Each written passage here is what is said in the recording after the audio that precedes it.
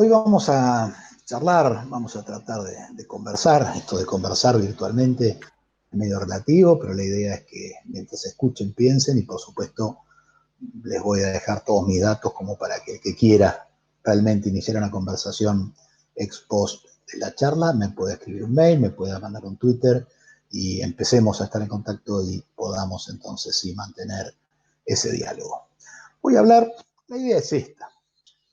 Las tecnologías 4.0 son tan poderosas que en los próximos 4 o 5 años van a producir una transformación digital 10, 100 o 1000 veces más profunda que la que produjo Internet y la web desde 1990, 93, 94, cuando Vinton Cerf y Tim Berners-Lee comenzaron con Internet y la World Wide Web. ¿Sí? O si quieren empezar a contar desde los 82, 3, cuando aparecieron las computadoras personales, o si quieren remontarse a las primeras grandes computadoras 1960, o si quieren remontarse a los comienzos de los transistores de los circuitos integrados, 1947, 1950 y pico. Tomando cualquiera de esos plazos, recién acaba de comenzar la sociedad de la información, la sociedad del conocimiento, pero tal vez haya terminado el proceso inicial, la protohistoria de la sociedad del conocimiento, y tal vez las tecnologías 4.0 nos estén no solo renovando algunas promesas que no cumplió la primera fase, la 1, 2.0, la 3.0, renovando entonces las promesas que Internet hizo a la economía, a la sociedad, a la comunicación, a los medios, renovándolas con mucha fuerza, multiplicándolas, insisto, por factores de 10, de 100 o de 1000. Pero mientras tenemos en la mano esta oportunidad de las tecnologías 4.0, Internet de las cosas, inteligencia artificial, analytics, la nube, edge computing, blockchain y algunas otras tecnologías que también son muy recientes y recién están algunas de ellas comenzando a desplegarse, comenzando a ser usadas, adoptadas, difundidas. Esas tecnologías nos pueden dar un gran salto de productividad, nos pueden dar un salto que no solo nos recupere del daño que está produciendo la pandemia y la cuarentena, en el caso particular de Argentina, la pandemia, la cuarentena y además el arrastre y la mala gestión de la economía de este proceso de los últimos tiempos, tal vez de muchas décadas. Entonces, por un lado tenemos el COVID produciendo una cuarentena, produciendo un parate, un detente de un montón de actividades y tareas.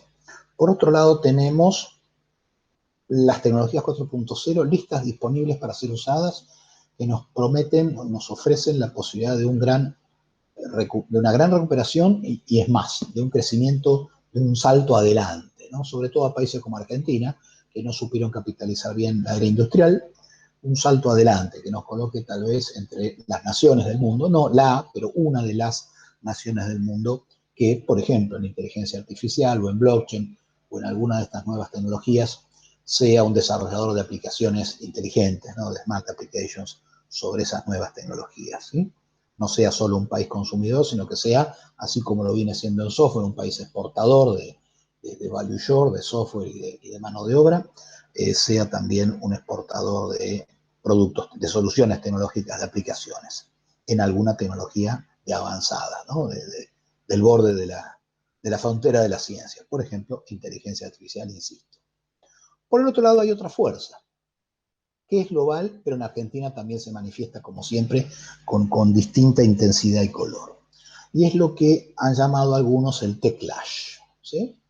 El techlash, una nota de 2018 de The Economist, ¿de qué habla? Habla de que un montón de pensadores, un montón de expertos, un montón de legisladores, un montón de funcionarios de diversos países y de diversos colores, y por colores me refiero a ideologías, izquierda, derecha, amplio espectro. Recordemos hace pocos días o tal vez semanas cómo interpelaron en el Senado de Estados Unidos a los jefes, a los grandes capos de las empresas tecnológicas, y estaban ahí los senadores republicanos y demócratas, todos ellos tratando de apurar un poco a ver qué es lo que promete, qué es lo que no cumple y qué es lo que está pasando con el manejo de los datos y qué está pasando con el tema de los impuestos y una cantidad de temas que la tecnología de información ha despertado en legisladores, incluso en pensadores que están dentro de la tecnología y a favor de la tecnología, los que piensan que hay que poner unos límites. Están los que piensan que hay que poner unos límites porque la inteligencia artificial o la biotecnología hay que limitarla porque como que se va de las manos del hombre, jugamos a ser dioses, dicen algunos, es una frase que no comparto, pero entonces hay que poner límites, hay que controlarla, puede ser peligrosa porque puede ser que piense por sí sola y haga cosas que no queremos, o puede ser que sea peligrosa porque los malos del mundo la utilicen y entonces hay que ponerle límites a la investigación, al desarrollo de las aplicaciones de, por ejemplo, biotecnología o inteligencia artificial.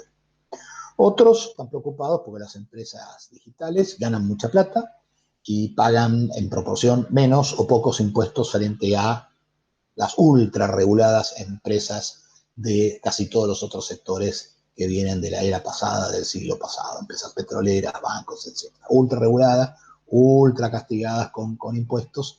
Entonces, estas empresas que veníamos favoreciendo el desarrollo, la innovación, hoy algunos calculan en Europa que una empresa digital de tipo Google, Facebook, está pagando 9-10% de impuestos anuales, como porcentaje de su facturación, en tanto las empresas tradicionales están arriba del 25-30%.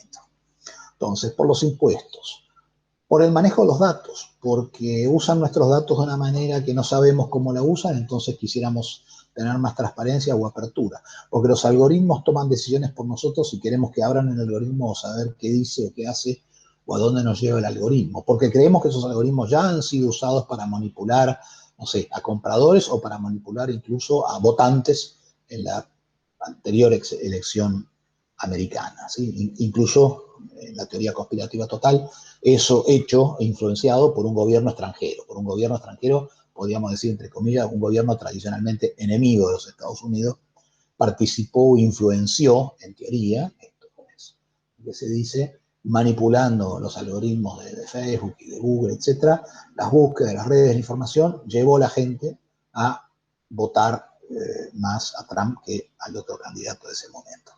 Entonces acá ya tenemos la composición de esta etapa, ¿no?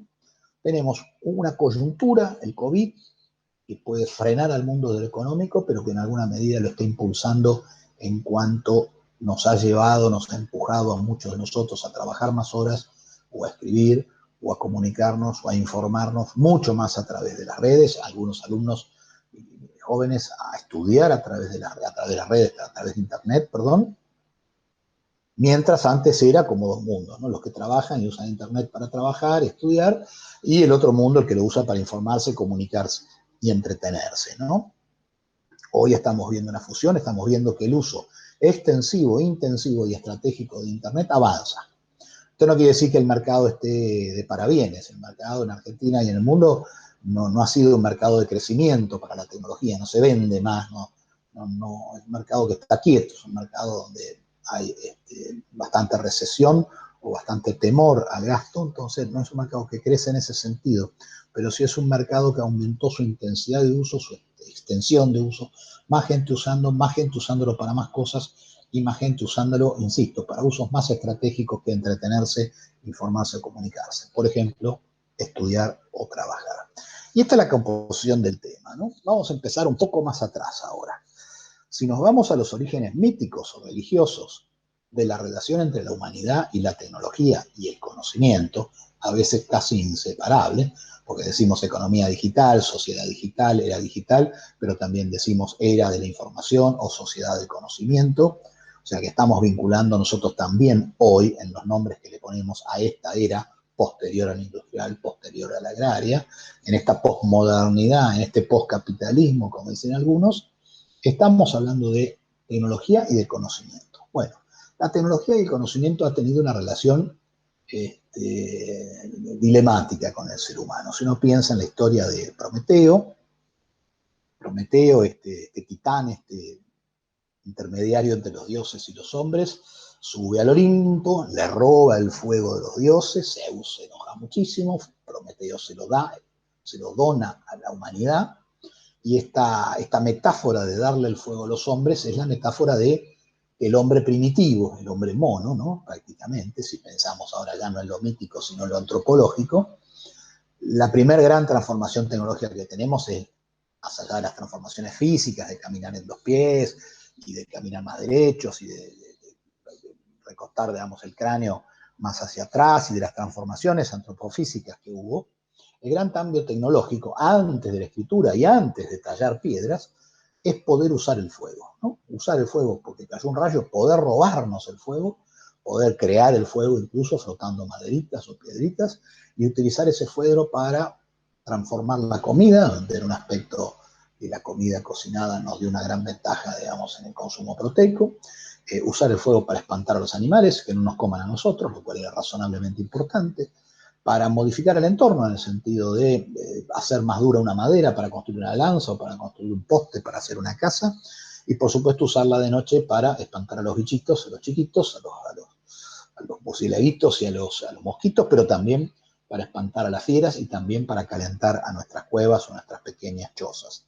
Entonces el fuego como elemento transformador, la transformación del fuego, no la transformación digital todavía, ese conocimiento de usar el fuego como una tecnología que transforma y que modifica a nuestro entorno, esto es tomado como la metáfora más grande del comienzo tecnológico de la civilización, y por supuesto que vemos a los dioses enojados castigándolo al Prometeo, atándolo a una montaña durante el día venía un gran águila, le comía las entrañas, y de noche, peor Prometeo, le crecía, se curaba, y a la mañana siguiente otra vez venía el águila y le comía las entrañas. La historia es más compleja y más larga, él tiene un hermano, Epimeteo, que también hace cosas que no agradan demasiado a Zeus. Zeus manda a fabricar a Pandora, a una mujer que en alguna medida podemos tomar incluso como la primera robot, porque fue fue hecha, no fue criada, no es hija de, sino que fue una creación pedida, ¿no? Al Hades, y la manda con una jarra, en la teoría, en la historia original de Hesíodo, de Homero, es una jarra, ¿no? Lo del cofre es una versión medieval de los pintores, y en esa jarra están todos los males, también algunos bienes del mundo. Bueno, le dicen que no la abra, Pandora la abren, ya sabemos la curiosidad, y se sueltan los males del mundo, y una de las versiones dice que lo último, lo único que quedó en la jarra fue la esperanza, ¿no? Elpis, la diosa Elpis. Pero en realidad, si uno revisa bien, la diosa Elpis tampoco era una esperanza como la nuestra, una linda esperanza, era como lo último que quedaba, en un sentido un tanto más nefasto que el que tenemos.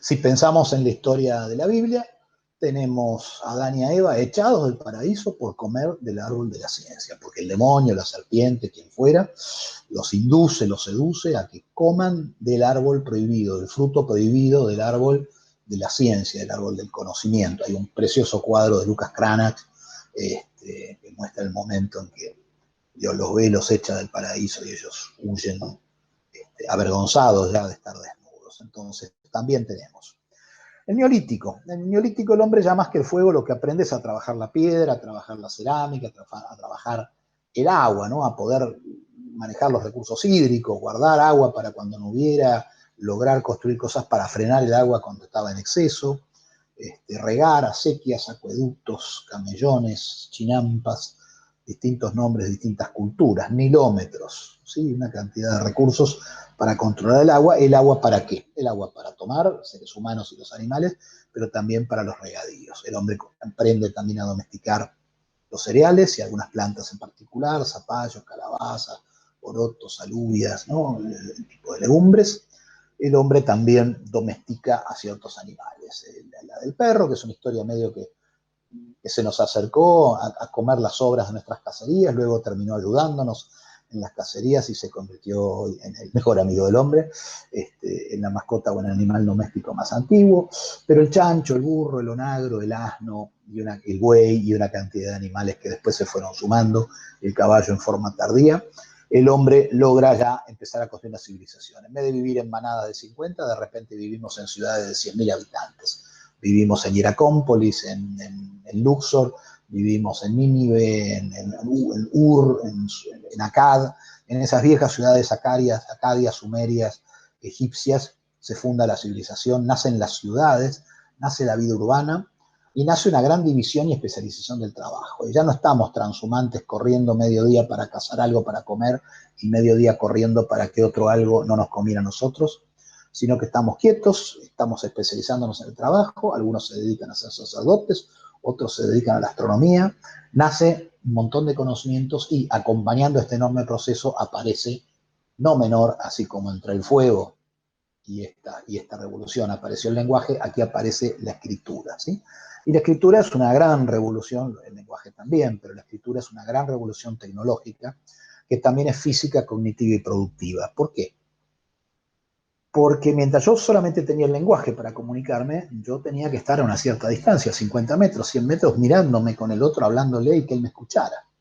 Si había mucho ruido, estábamos lejos, no nos escuchábamos. Y si yo estaba muerto, ya no me escuchaba. Y mi palabra no quedaba. Y lo que yo había dicho, en todo caso, se memorizaba, pero no quedaba. Pero cuando tenemos la escritura, la palabra escrita, la escritura, se separa en masa, en tiempo, espacio, distancia, se separa totalmente del emisor de esa palabra y la plaquita, ¿no? La tablita de arcilla o el papiro o el pergamino enrollado puede ir miles de kilómetros hacia la derecha, hacia el sur, hacia el norte, hacia cualquier punto cardinal, a caballo, 30, 40 kilómetros por hora, y la palabra del rey o del faraón, no casualmente en aquellos momentos, empiezan a nacer los grandes reinos, los grandes imperios. La palabra del ser humano puede quedarse en el tiempo, permanecer, perdurar, y además puede ser transportada y llevada a otro lugar para ser, comillas, oída, mucho más lejos de donde fue hablada. Entonces, también es una relación física y, por supuesto, poder acumular el conocimiento y guardarlo, y que el que nació mañana pueda leer lo que escribieron otros antes, da un camino de acumulación de conocimiento, y esa acumulación de conocimiento da que el que viene puede mirar desde un poco más arriba que el anterior, puede avanzar más rápido y más adelante, porque hay cosas, por ejemplo la escritura, por ejemplo los números, o por ejemplo algunos cálculos astronómicos, o por ejemplo algunos aprendizajes y conocimientos respecto de cómo criar los animales o las plantas, o de cómo manejar el agua, ya están, y están guardados, y están a disposición, y pueden ser enseñados, el conocimiento está explícito, se separa de la masa del tiempo y del espacio y produce una revolución cognitiva. Y por supuesto esa revolución cognitiva se traduce en más y mejor producción, se traduce en cambios de productividad y se traduce en esa división y especialización del trabajo en la cual empezamos a escribir, a pensar, a filosofar, a hacer matemáticas, a hacer geometría y todo esto.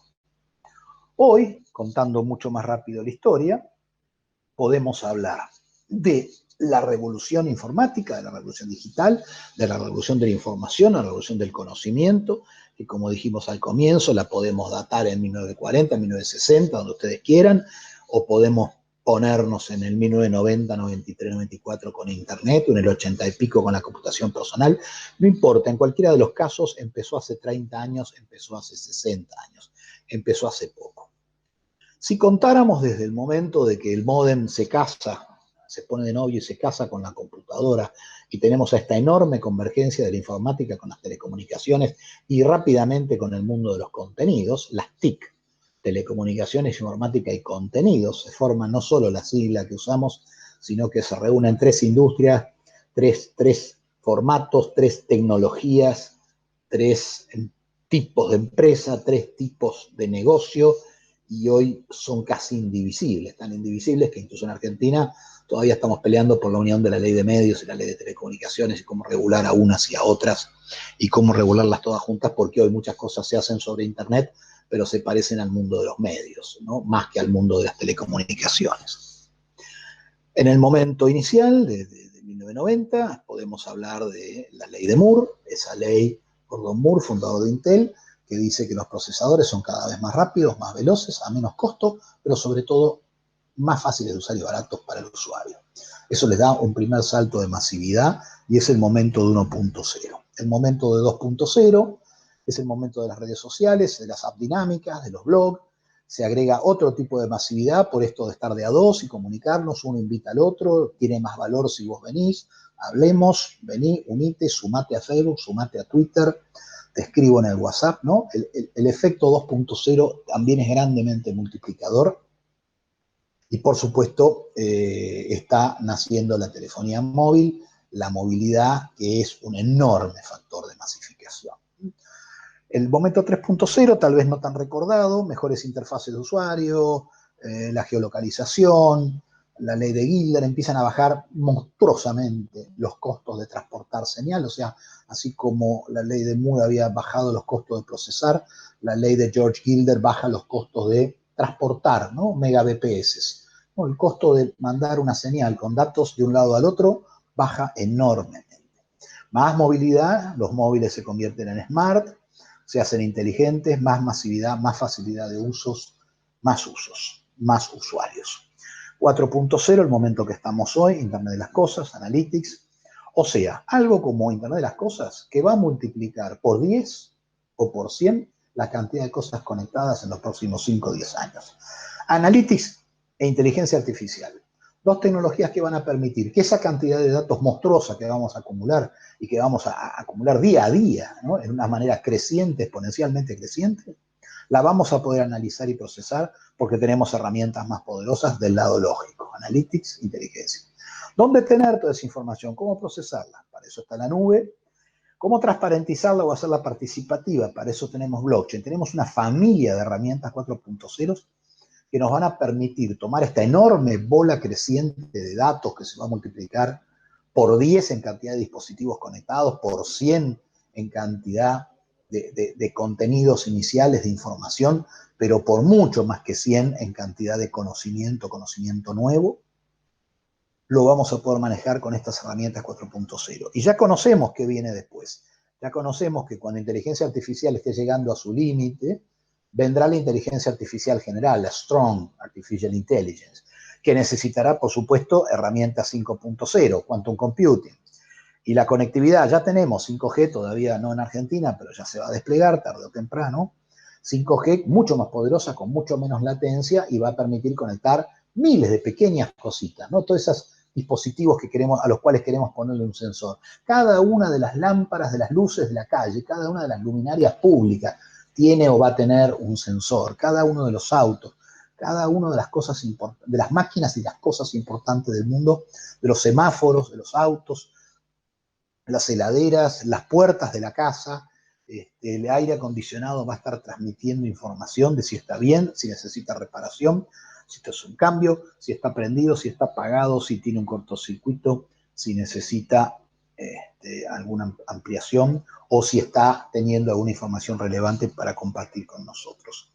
Todo eso va a ocurrir en menos de 5 años, vamos a ver una transparencia de eso y va a venir el 5.0. Y la economía digital.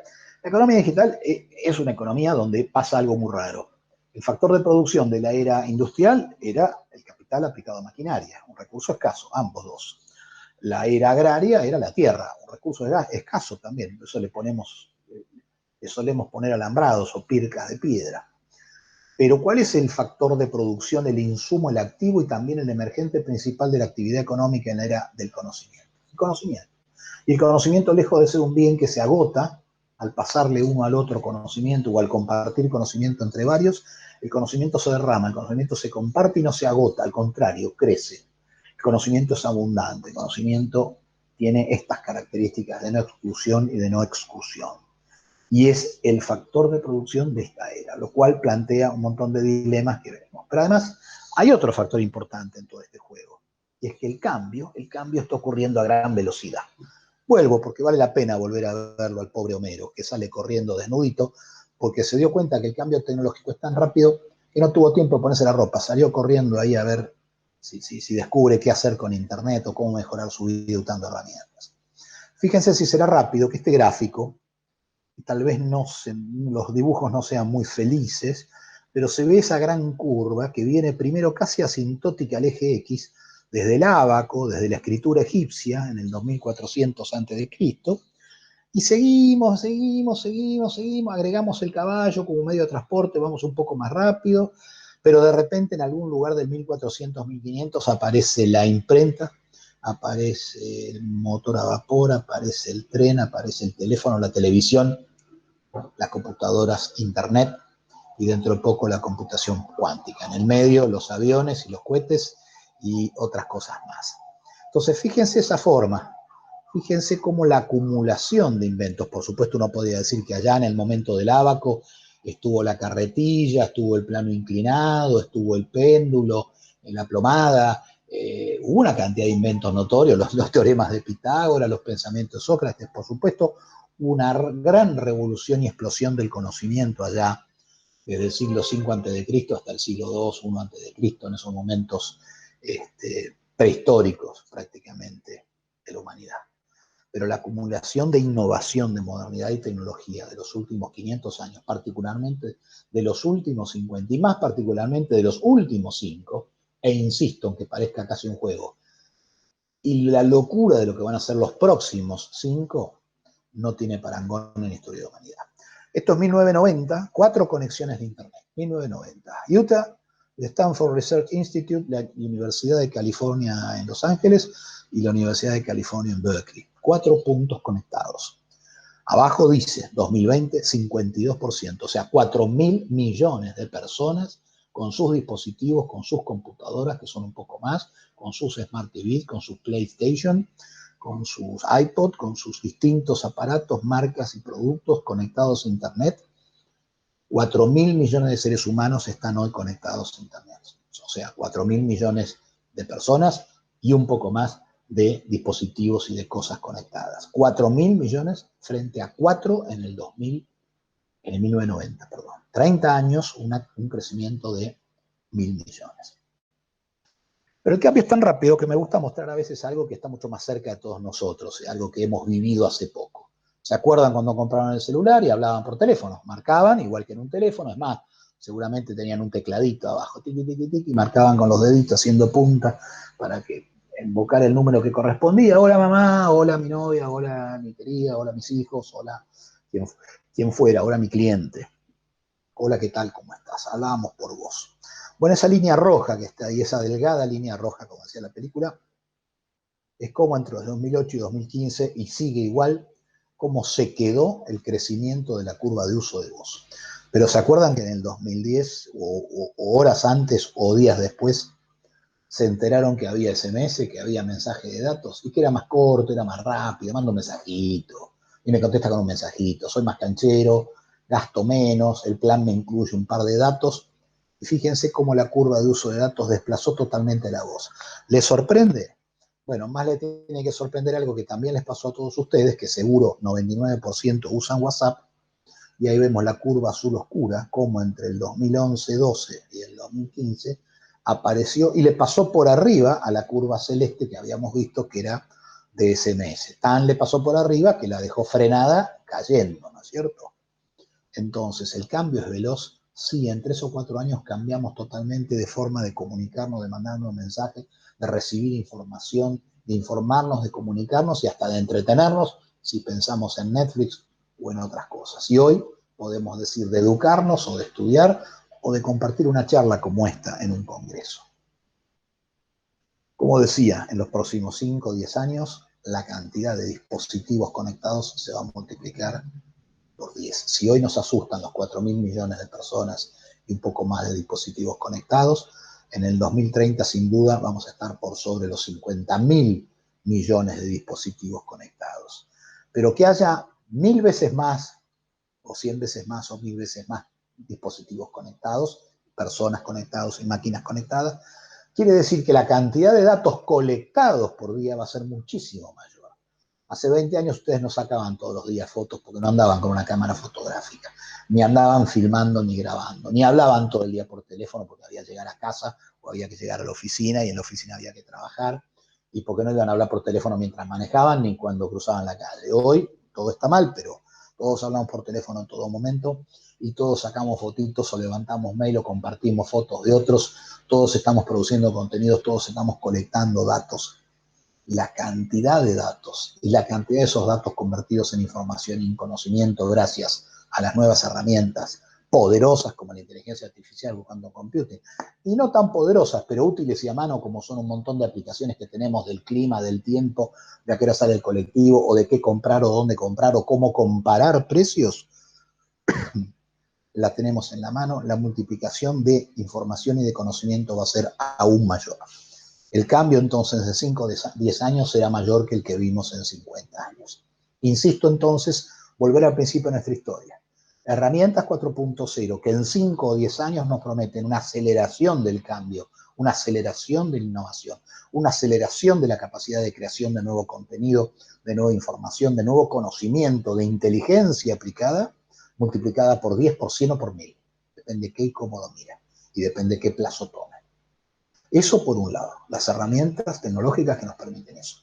Por el otro lado, una oleada de contrarregulación, de contrarreforma tecnológica, de países, de funcionarios que quieren controlar y medir y sacar leyes para sacarle unos pesos o para controlar o para mejorar o por miedo, con muy buenos motivos, con muy buenas intenciones y porque, por supuesto, la tecnología cometió excesos, la tecnología o los empresarios de la tecnología o las aplicaciones de la tecnología no han cumplido todas las promesas que hicieron y en cambio sí han cumplido, han hecho algunas, han cometido algunos excesos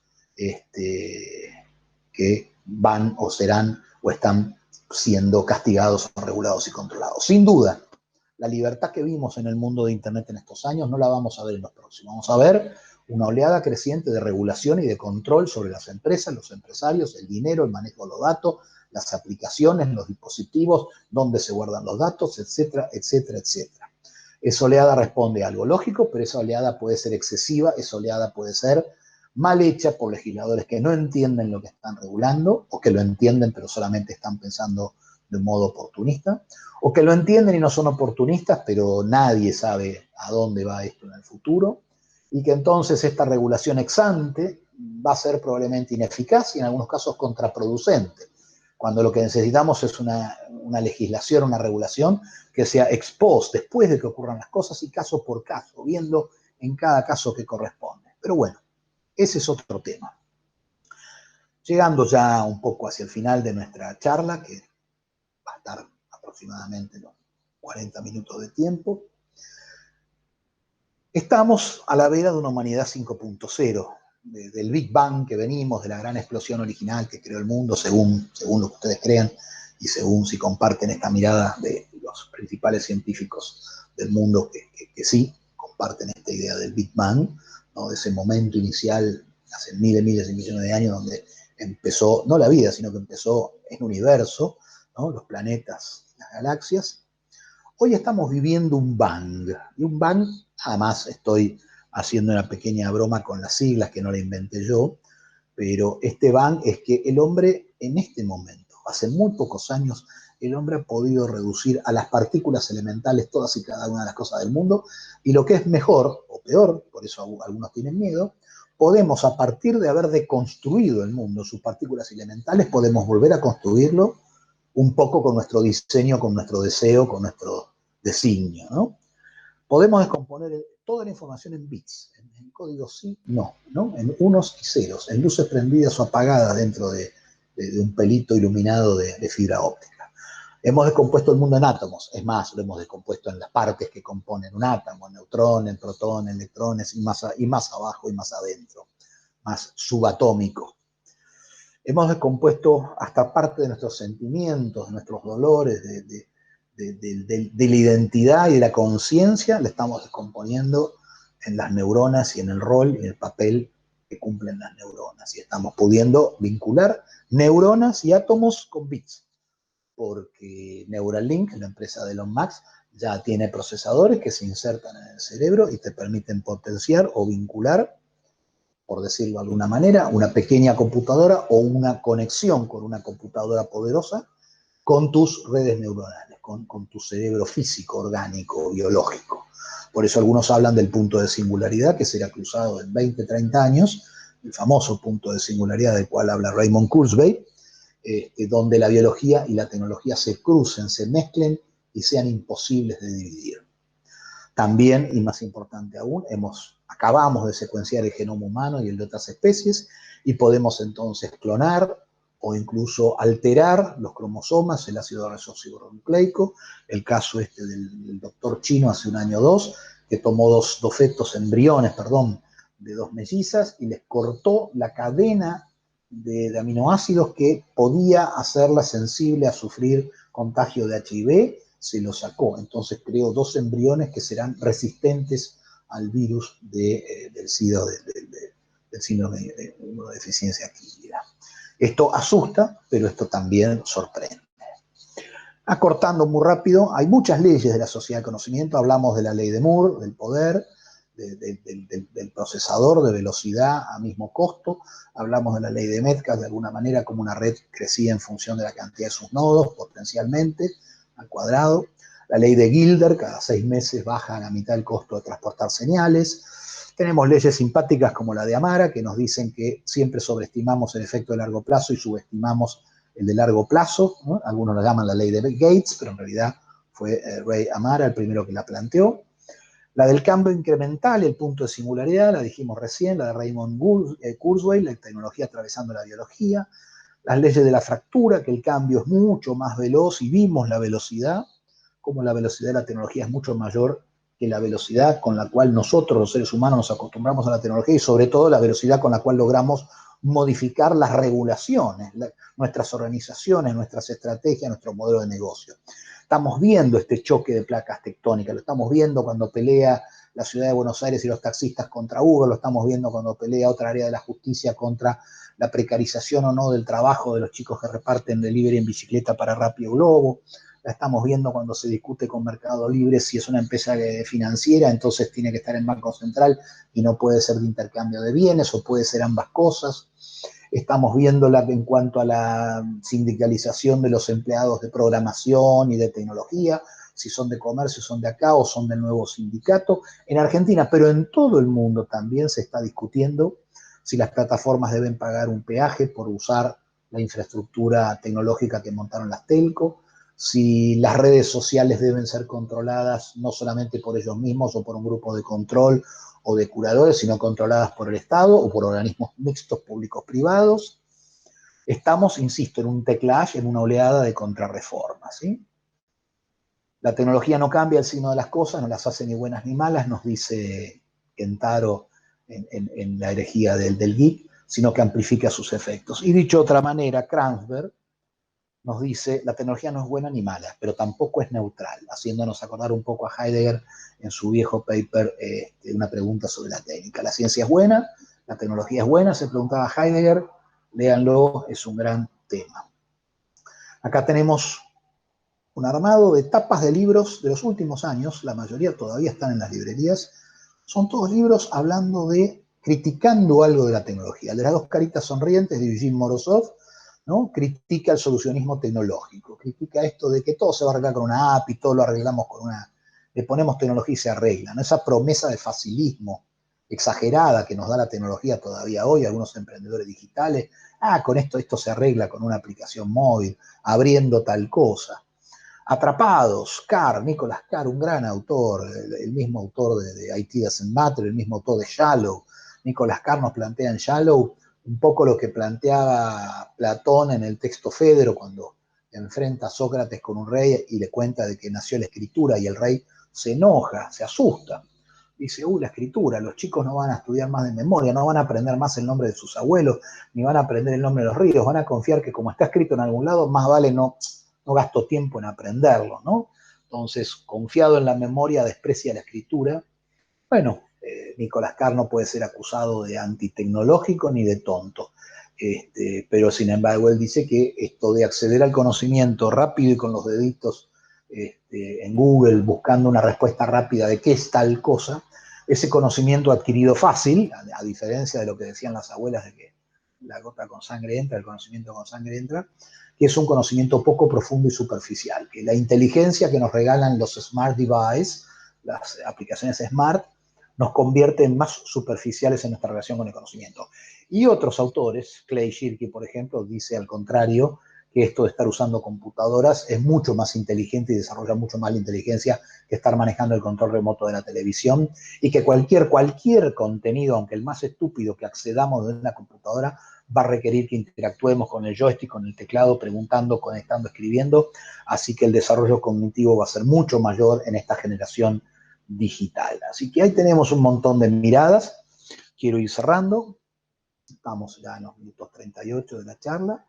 Acá tenemos una transparencia, yo podría decir, recreada a partir de Jeremías Rifkin, le robé unas ideas a Jeremías Riskin en la sociedad de costo marginal cero, y tenemos que hoy nuestra revolución industrial, a diferencia de la primera y la segunda, que se montaron sobre el vapor y se montaron sobre la electricidad, la de hoy todavía se monta sobre tecnología de la segunda fase de la era industrial, pero estamos todos esperando que haya una gran revolución energética, ¿no? La revolución del hidrógeno, y que probablemente, como promete Nicolás Negroponte, el mismo que escribió Being Digital hace tantos años, el mismo que vino a la Argentina a promover el One Laptop per Child, él mismo nos dice que hoy el gran salto de productividad de la tecnología, yo nombré todas las tecnologías 4.0, pero no quería dejar de nombrar, Nicolás Negroponte lo que dice es nos falta el salto energético. No fue lo mismo la era industrial del vapor que la era industrial de la electricidad. No va a ser lo mismo la era del conocimiento del 1.2, del 3, del 4.0, con la energía que estamos usando, que todavía quemamos combustible y usamos muchos modos no sustentables, sino cuando usemos una energía totalmente novedosa, mucha más poderosa, más barata, más fácil y menos peligrosa de usar, aunque suena raro, que es la fisión del átomo de hidrógeno, ¿sí?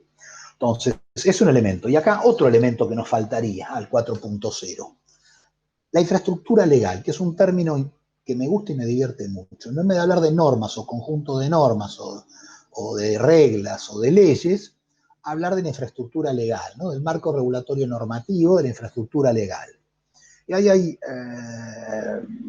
varios autores que lo que están proponiendo es que lo que nos falta para terminar de aprovechar el salto tecnológico, no dicen que no tenga razón Negroponte con energía, dicen que además hace falta otra cosa, que es que las regulaciones y las normas se adecúen, se preparen, se adapten para lo que está pasando, que es que la infraestructura de comunicaciones, la infraestructura de transporte, la infraestructura de comunicación, la infraestructura de entretenimiento, la infraestructura de producción, nuestro sistema de salud, ¿no? Piensen en el genoma, en la producción que podemos hacer de antibióticos o de remedios en el futuro y de aparatos para curar y diagnosticar, y de los diagnósticos inteligentes con inteligencia artificial. Todo eso va a ocurrir, pero a todo eso le falta converger, o sea, que todos esos sistemas compartan información entre ellos, pero además y fundamentalmente que la infraestructura legal acompañe, permita proactivamente, que facilite y promueva en vez de frenar y molestar en el camino del avance tecnológico y la innovación. Yo sé que dirán que mi mirada es un tanto optimista. Para cerrar, porque me pasé 2 minutos, estamos en el minuto 42, este cuadrito muy lindo de Rethinking Humanity, un libro de Tony Seba y James Arbib, nos muestra un gráfico un poco distinto, pero un poco también lo que yo les quería mostrar. La tecnología 4.0 está disponible y la 5.0 para que la humanidad pegue un gran salto productivo, un gran salto de innovación, un gran salto de conocimiento. Para bien, el signo se lo tenemos que dar nosotros. Somos nosotros los que decidimos qué hacer con la tecnología. Por ahora, no es la tecnología la que decide por nosotros. Tenemos una coyuntura muy particular, una peste, un bicho, el COVID, que desde hace más de un año nos corre por atrás, por el costado y por arriba, y que todavía no terminamos de saber cuándo se acaba esto y la cuarentena.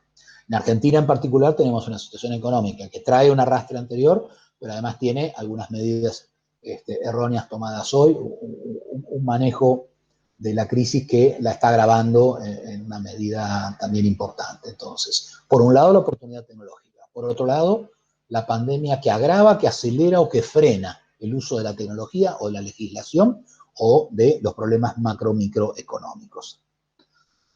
Y por otro lado, esta oleada global, ¿no? El techlash contra o a favor o por o para regular mejor la tecnología. De esta mezcla explosiva, diría Toffler, esta combinación de 3 o 4 elementos, pueden pasar infinitas cosas. Por supuesto que decir que pueden pasar 2 es una estupidez. Pueden pasar infinitas cosas. Que tengamos un colapso, y esto hablo a nivel local o a nivel regional o a nivel global, o que tengamos un gran breakthrough, un gran renacimiento y un gran redescubrimiento, un gran salto de productividad e innovación. Yo apuesto por el salto de innovación y el salto de crecimiento y el uso inteligente de la tecnología por parte de nosotros y de nuestros congéneres. Para eso, bueno, tenemos que manejar la economía y tenemos que manejar la regulación y tenemos que pegar también el salto energético. Nada más, Con esto termino mi charla y como les dije, creo que en la transparencia que viene, probablemente ahí está mi mail, alxprinceargentina@gmail.com, mi Twitter, @alxprince. Con esos dos medios me pueden encontrar. Estoy en LinkedIn, estoy en Facebook, pero uso mucho más seguido estos dos. Así que espero que la charla les haya gustado. Supongo que puede ser que algunos tengan dudas o tengan posiciones encontradas. Estoy dispuesto a contestarlas o a debatir cuando ustedes quieran, donde ustedes quieran. Nada más y muchas gracias.